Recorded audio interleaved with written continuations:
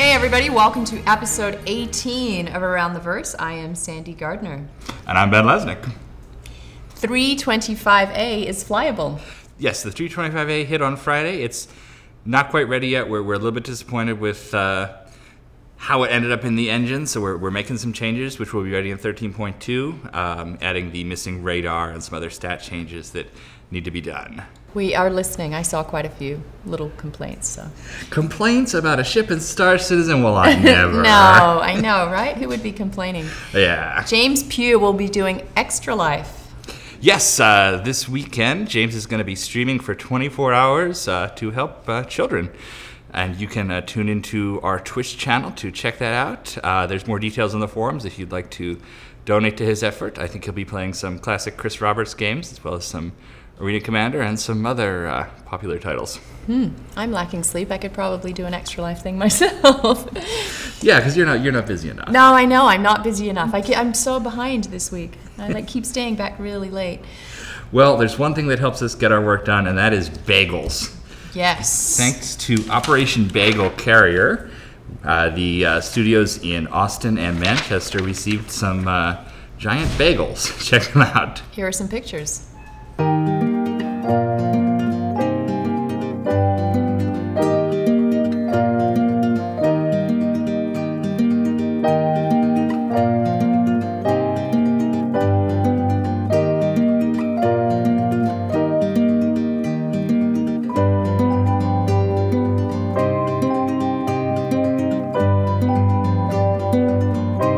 Meanwhile, there was another gift sent to Manchester recently, which was from the Idris Owners Club. Check this out.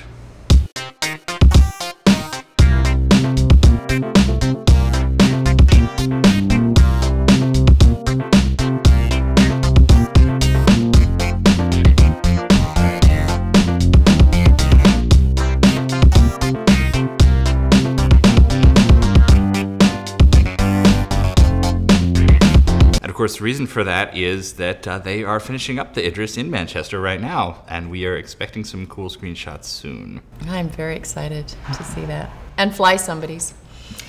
But before that, we have PAX Australia, which is coming up next week. We do, and we are flying when? Tuesday? I am not flying, thankfully, that's right. But you get to do that.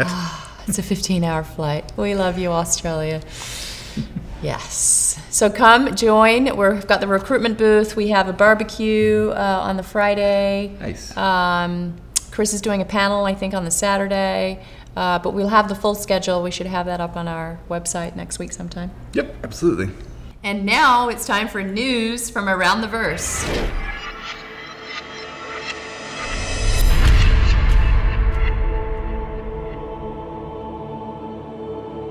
Let's do this module by module, starting with Arena Commander. The lobby design has been finalized. That's one of the things we are going to be releasing with 1.0, proper lobbies in the game.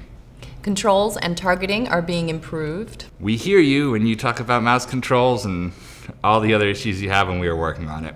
New stuff for New Horizon map assets are in progress. Yep, the team in the UK built the New Horizon mode, which was our code for the racing in Arena Commander, and now they are adding to it things like stands, spectators, all sorts of cool stuff. Right, when are we going to race? I think that we should race. I think me and Ben should race next week, Ben and I. All right, yeah. So we can do that, right? Next week, it's on. Yeah. Well, I got to practice on the weekend. Squadron 42, Shubin ballistic turret is ready for AI work. You've heard a lot about Shubin and how they were building it, and how it's been built, and they're plugging in the AI portions, the background workers, how the crab droids walk around, that sort of thing. Squadron 42 specific mechanics are in the prototype phase. So you've heard a lot about the manual landings, the medal system, rewards, all that sort of thing in Squadron 42. Now it's actually going into the testing phase so they can see how it works in the engine. Persistent universe. New buildings on Terra are being designed. The guys up at Behavior have opened up the Terra maps, and they are working their magic. Terra NPCs have begun the concept stage. I expect to see all the standard favorites, bartenders, vagrants, mission fixers, all sorts of people who will interact with you once you get to Terra. Ooh, I could play a vagrant. Is that like a homeless person? I don't know if that will be the most fun career path in Star Citizen, but... Can make it work. Concept work for additional hero props has begun. That's the objects that you'll interact with in the environment on Terra. Ships. Carrack continues in the concept phase. Gurmak here is working hard on the Carrack, and it is looking cool. We're really eager to show that to you. It's not going to be the next concept model you see, but it will be the next one. Cutlass is in a white box review. Yes, we heard all your issues about the Cutlass during the review last week, and we are making some changes, particularly with the location of the docking ring. It's going to be moved to the aft of the ship. We've actually sent the models over to the UK where they are doing the white boxing to make sure everything is just right on the Cutlass internals. Sucker Punch gun has finished modeling. I'm not sure which gun that is, but it sounds fantastic. Herald concept is being reviewed. The Herald is looking very cool. It was designed by Jim Martin, who did the Freelancer, the Defiant on Deep Space Nine. It's one of my favorite ships I've seen so far, and we can't wait to share that one with you. I'm actually really into that one myself. I think I'm going to get one of those. It's cool. It's going to be cheaper than some of the other concepts. It's going to be a good one. Now over to Will with special guest Bad News Baron. Hey everybody, I'm the moderator Will, here with the very first full-time Star Citizen streamer, Bad News Baron. How you doing? Doing great. Awesome. Yeah, you're out here for CitizenCon. It's going to be an awesome time. We're going to have a great old time.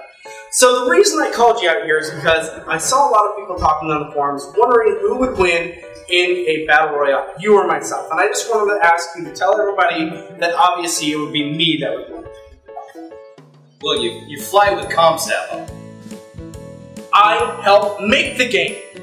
You're a chat monkey, Will. I eat bananas like you for breakfast. Oh yeah? Yeah, bring it. There's only one way to settle this. Dance off. No.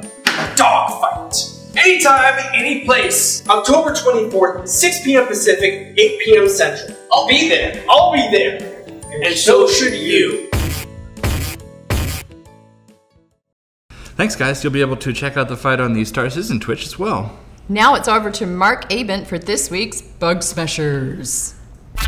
This week on The Young and the Bugless, when muffins attack.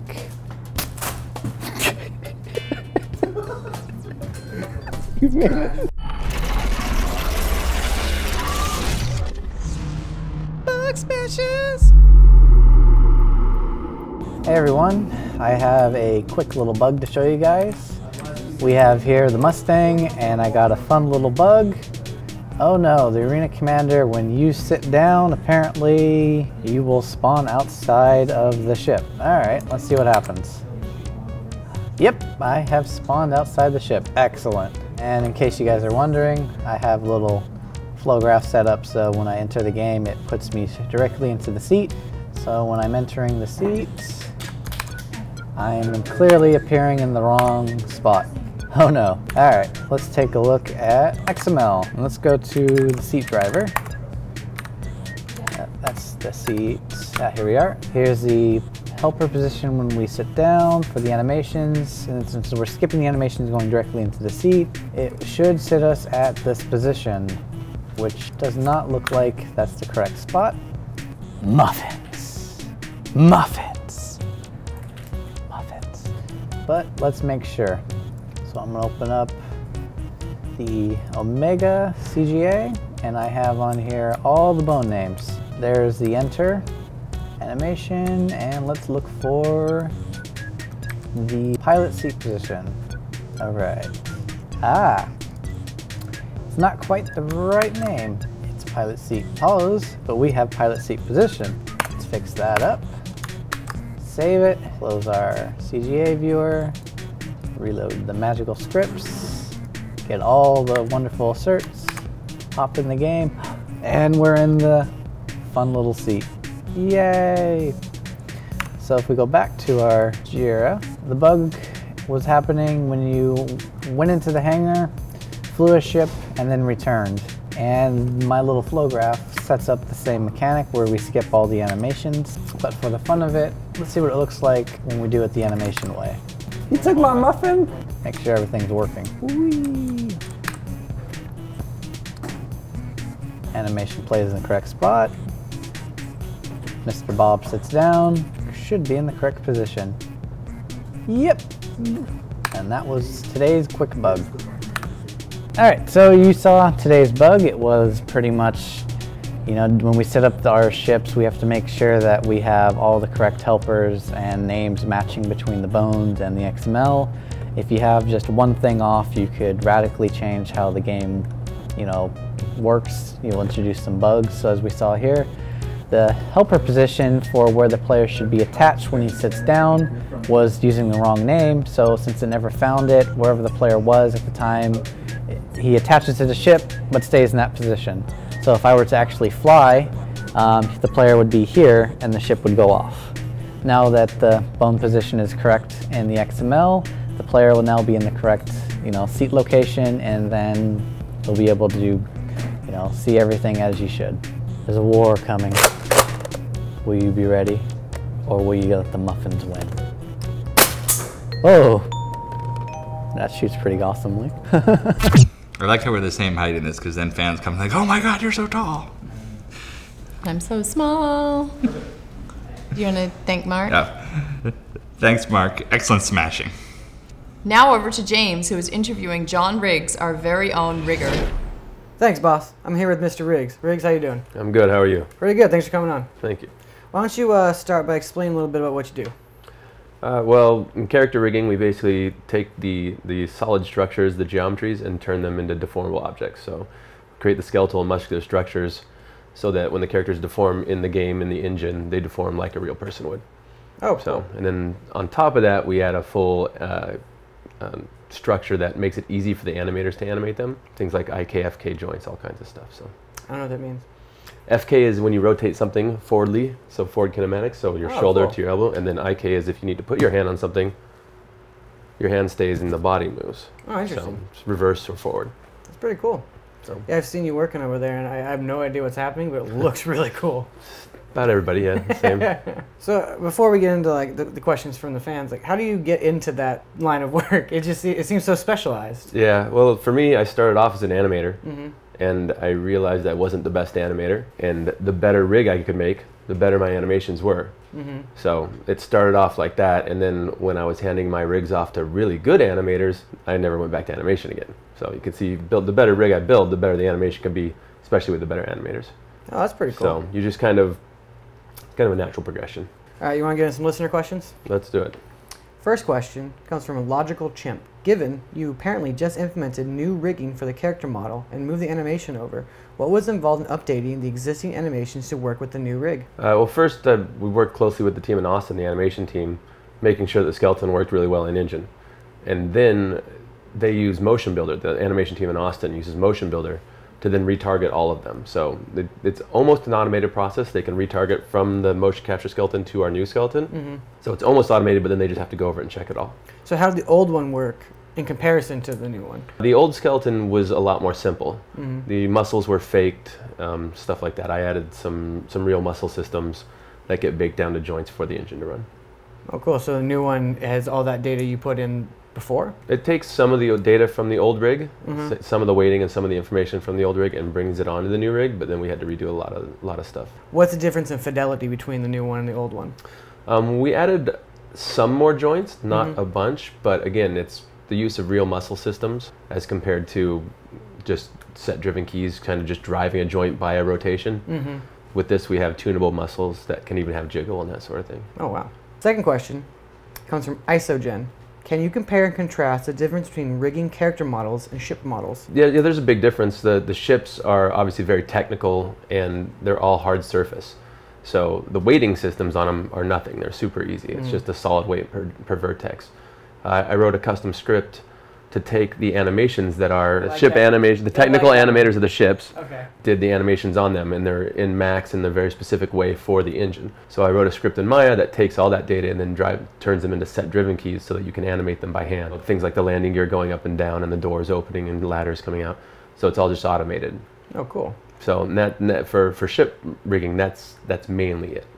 So the hardest part of that is getting them from Max into Maya. And what about character rigging? I mean, obviously the big difference there is ships don't have muscles and that sort of thing. So with character rigs, it's all soft body. You have to make it look real. With a ship, there's leeway yet none, because it's gonna move the way it's gonna move. But if you make a character move, people are gonna be able to.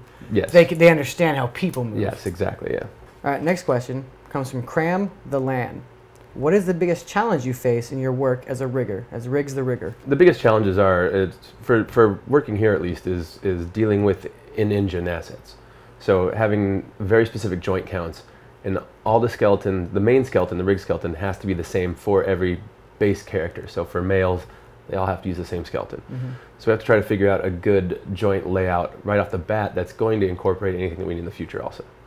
So that's challenging in that part. And then also the same thing is for the female, but she's going to get her own skeleton, and then the aliens will get their own also. That's interesting. How much do the male and female character models differ in terms of skeletons? The actual skeletons themselves are the same. Oh, okay. So they're just positioned differently. Interesting. So the idea behind that is if you have the exact same skeleton, then all the data can theoretically transfer between them. So they're different proportions though, but you can still copy some animations through. Interesting. I never thought to take care of that problem that way. Just they're in different positions? No, they take the same base pose, which is generally called a T pose. Yeah. So it all bases off of that. So the only difference is the proportions, really, because if we have females running around that are the same size as the guys, it's going to look weird. Yeah.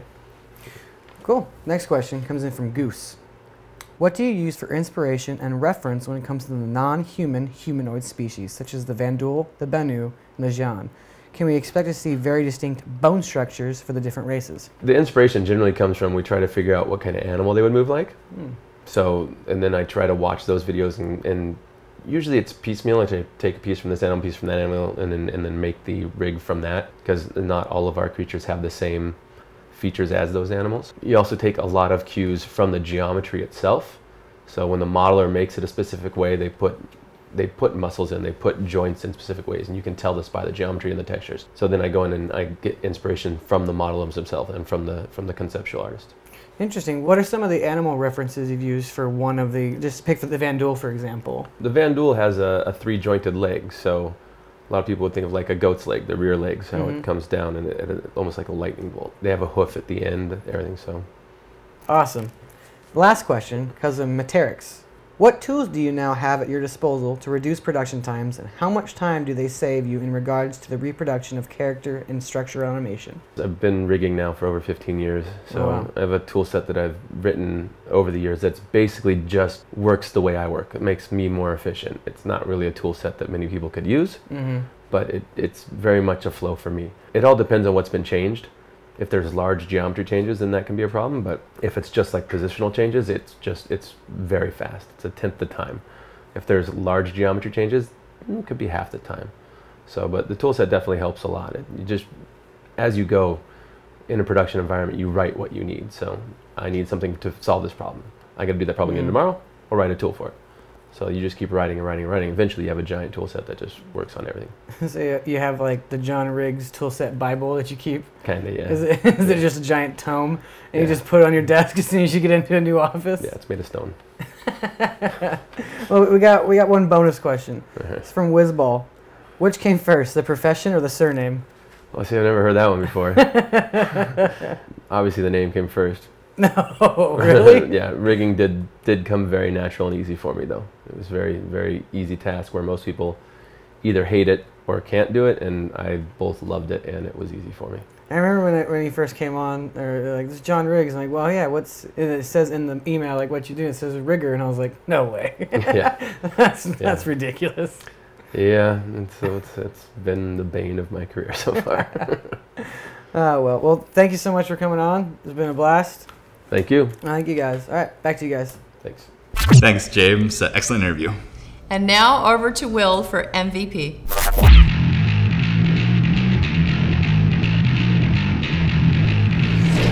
Hey everybody, I'm lead moderator Will here to bring you this week's MVP. This week's MVP goes to Voon for his thread called Let's Just Stuff All the Ships Together. In this thread he takes 2 or more Star Citizen ships, mashes them together, and then creates a new ship. A couple of my favorite are the Cutlomancer and the Glavenger. So thank you very much, Voon. You're this week's MVP. Thanks, those ships look really cool. Now it's over to James and Travis for part 2 of their ship pipeline interview. Thanks, boss. I'm here with Travis Dave. So at that point, so we got the end of the modeling stage, or the hangar stage, I'm sorry. Yeah. Then we have a hangar sale. Yep. Then it goes into getting it ready for DFM, or I'm sorry, arena command. So then what happens? So dogfighting, getting to there, we have the white box that was kind of happening in parallel at the hangar stage. Mm-hmm. And what we do is we take that white box and we put that on the actual model that we now have finished. Mm-hmm. And as these guys were going through and modeling, they were aware of the slice and dice and the white box damage proposal, so they have taken all those different pieces and modeled them separately so that you can do things like what we're talking about where it's add this piece, add this piece. Yeah. So these ships, they look whole, but they're actually probably between 9 and 25 pieces. Oh, wow. That are all attached at runtime and just linked together. And so then when they get damaged or whatever is kind of the next step to get ready for dogfighting. When they get damaged, they cycle through these different model changes and eject pieces of debris and modeling. As you go through that process building them, we generally do like at the first 25% of damage, we just use the decals and VFX to show the damage on a wing, for example. So you'd start to, like if it was my arm, you'd start to see little scuff marks or whatever, but nothing egregious. It's not off yet. Yeah, exactly. And then at 50% is when you start to see like, oh, that's some muscle right there, and there's some bone in there. It's kind of a bad analogy, it's kind of gross. Just keep going. Okay, so then 75% you'd be like, well, that bone's breaking the surface of the skin. Oh, never mind, stop. Yeah, okay. Then 100% you just be like, well, I don't have an arm anymore. Gotcha. And all those are different models that are then attached and swapped through at runtime, and it depends on where they're shot, where those actual breakpoints are. It's actually really cool code. And that piece of the code Chris Roberts wrote himself.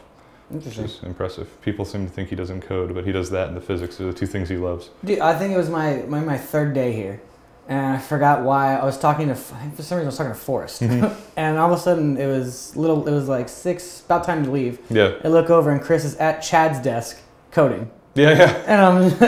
And I didn't say anything to Chris yet. I just started. I'm like, oh wow, that's pretty cool. Yeah. Did not expect that. That's different. Yeah. Did Totally not expect cool. that. Got off topic, but Sorry. basically to get to the dogfighting stage, it's all about the designers placing all these thrusters on there, setting up all these damage states, making sure they're all modeled properly, setting up all the VFX, the sounds, the HUD. The HUD is a really important part because it needs to be considered early on in the concept phase and early on in the modeling phase to make sure that you don't get into a situation where your HUD panels don't fit where they're supposed to, you don't have the right, basically the right dimensions or reach for all the diegetic displays that we put in the game. I understand. All right, so now, Yeah. I know you hate this question. Everyone hates this question. Okay.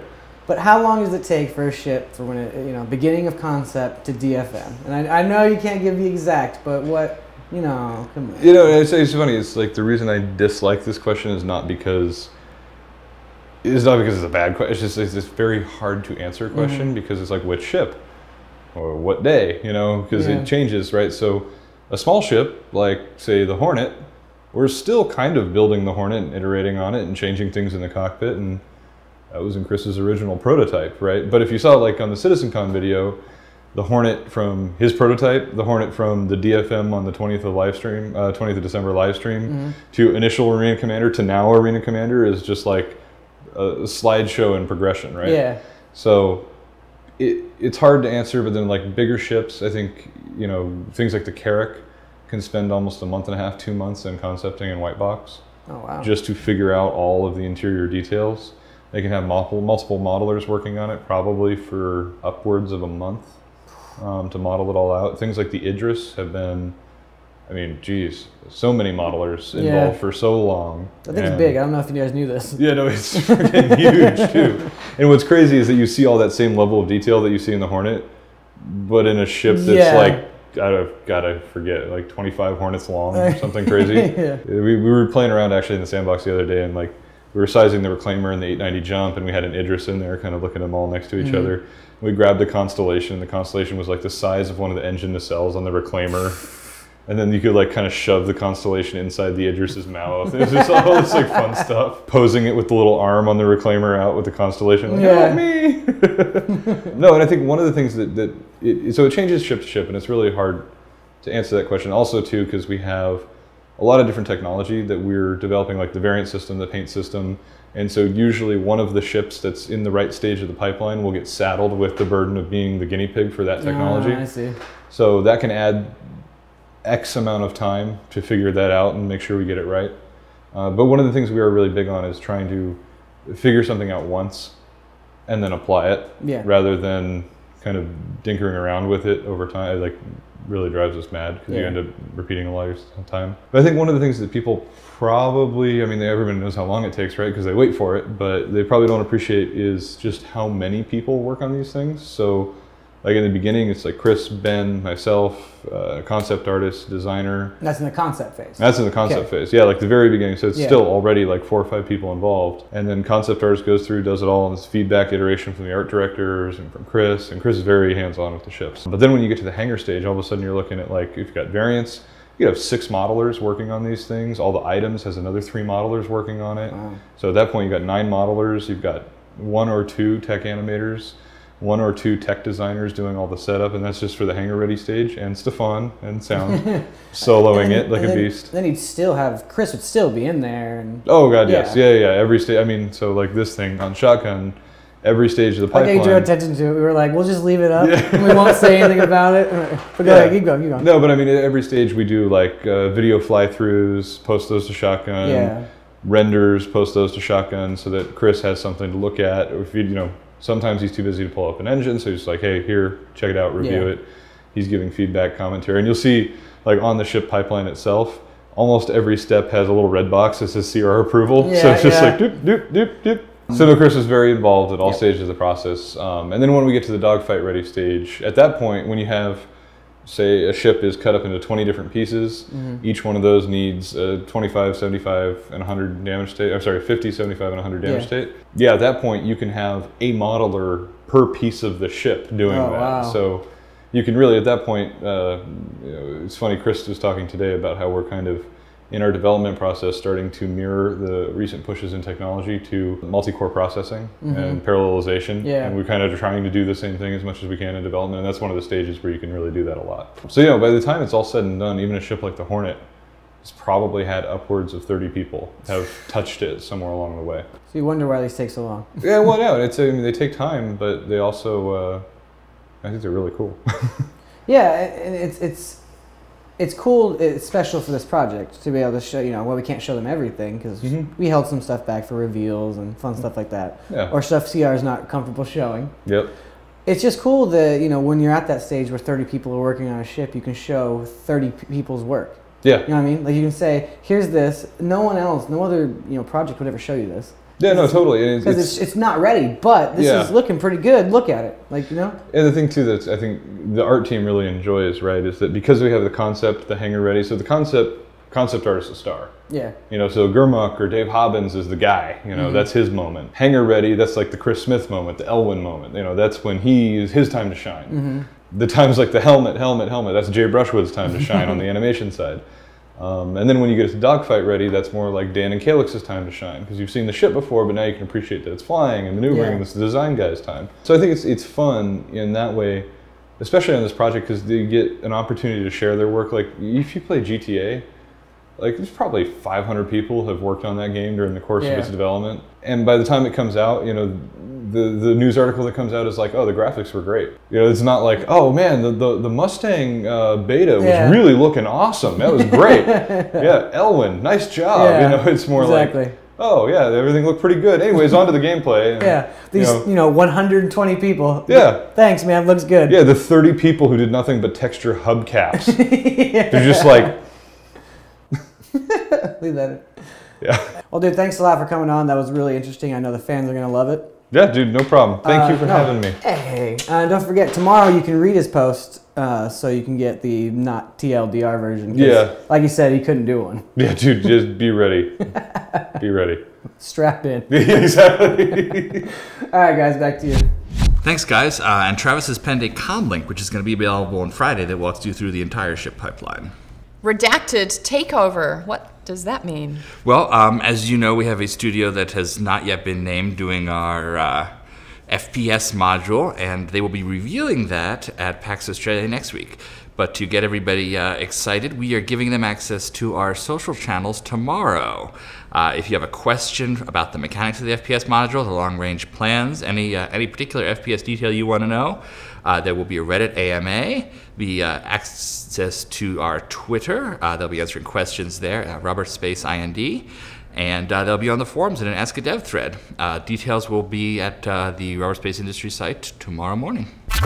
Hey, so you guys are here at Redacted. CIG's in town.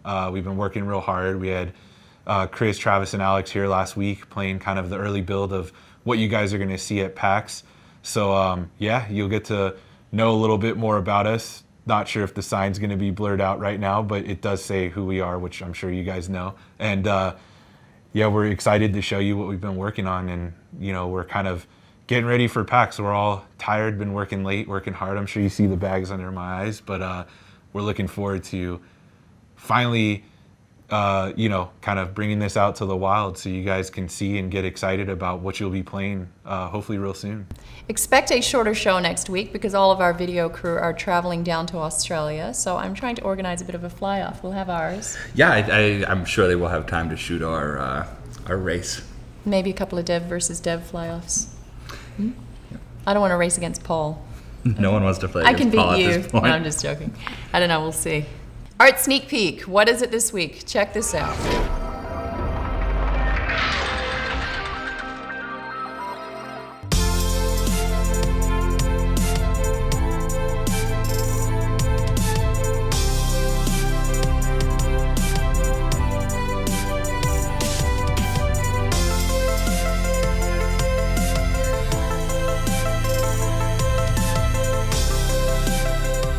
Thanks for watching, everybody. That's it for Around the Verse. Thanks to our subscribers for making the show possible. And we will see you at PAX Australia next week.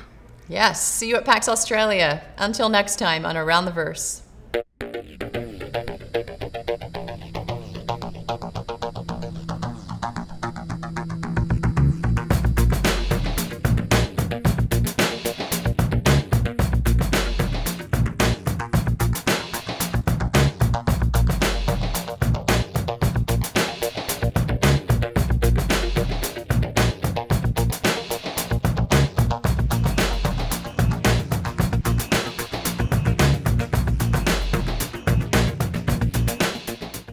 And a special thanks to the guys next door for the fantastic soundtrack to this Yes, week's episode. the laughing. We have a little dog barking. Something is very, very funny over there. Possibly a dog. We are missing out. I think we sent James around the corner with a shotgun.